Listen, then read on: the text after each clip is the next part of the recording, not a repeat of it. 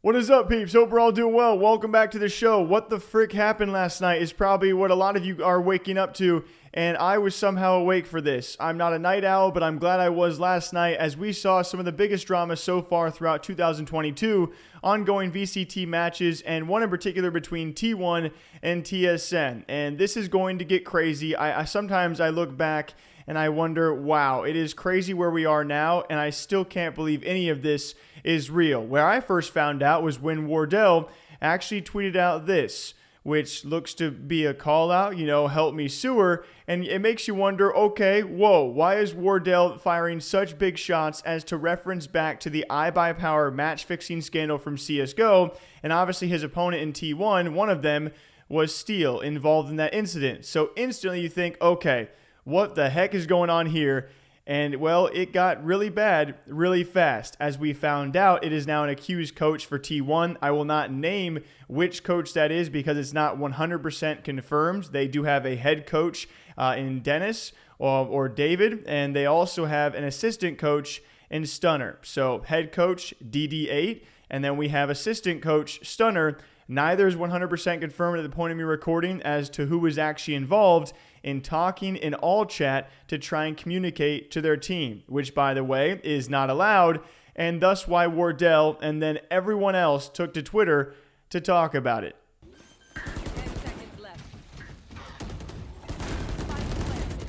One enemy remaining.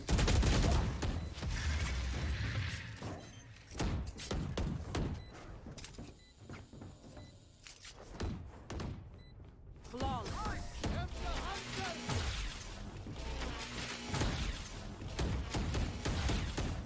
Switching sides.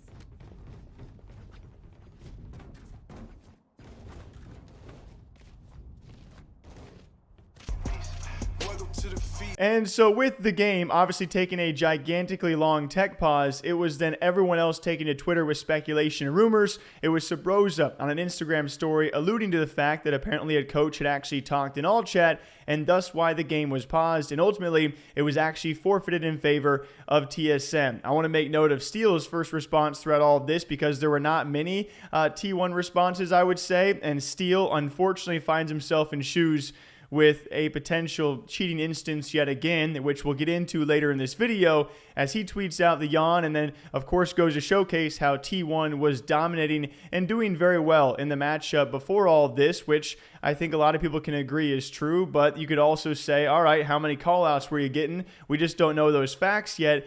And it wasn't done there, as the entire Valorant Pro Twitter, who was actually still awake, wanted their impressions, and impressions they got. And also really quickly diving back to Wardell's tweet where Brax then steps in.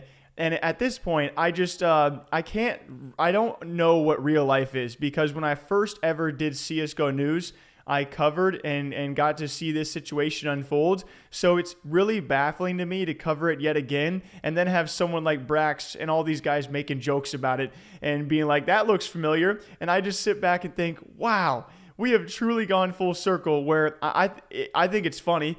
It's a great joke, but it's not a great joke if you're a T1 member. And now we have to try and figure out, okay, so who was all involved? Which coach? And did the players know? And should there be punishments for the players? There's a lot of open-ended questions in a very unfortunate situation. And of course, thank goodness we had Riot Games make their ruling, which has not given us any more context since they issued this, but we do know the bare basics that T1 will forfeit their January 29th match against TSM in the North American VCT Open Qualifier due to violating the rules regarding unauthorized communication during a match. The competitive operations teams was made aware of evidence of a T1 coach providing instruction to T1 players while their match against TSM was in progress. Any communication between non-players and players during a match is prohibited outside of designated tactical and technical pauses. All players are expected to abide by the rules of fair play that they agreed to uphold prior to participating in the tournament. So a very simple statement. A lot of people wanting more context as to exactly what they found. We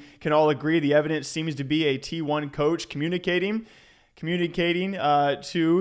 to their team about what to do in game and doing it in all chat for some reason, which is against the rules.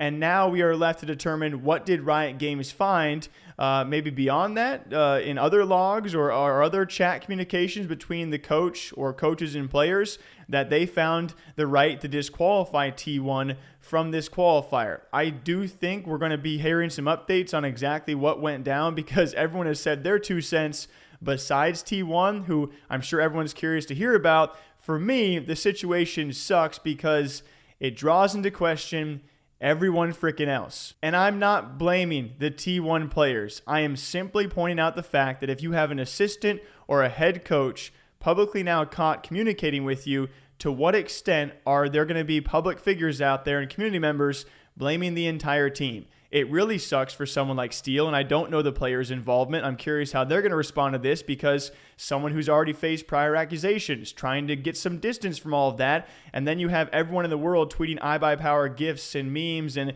yeah, it is funny, and obviously they deserve a punishment, but it's got to suck to be a player like that where you're just getting away from all of it, and he'll never fully escape it, and especially not now. I also look towards the head and assistant coach for T1, and we'll see which one maybe takes the fall here.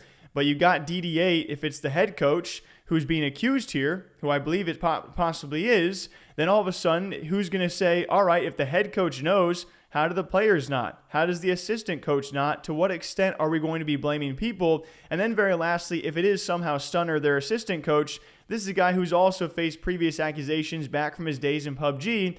So he's going to be crucified for being involved in this as well. Whether or not it was him or DD8, people are still going to blame him because he's the assistant to a potential head coach who has also been cheating.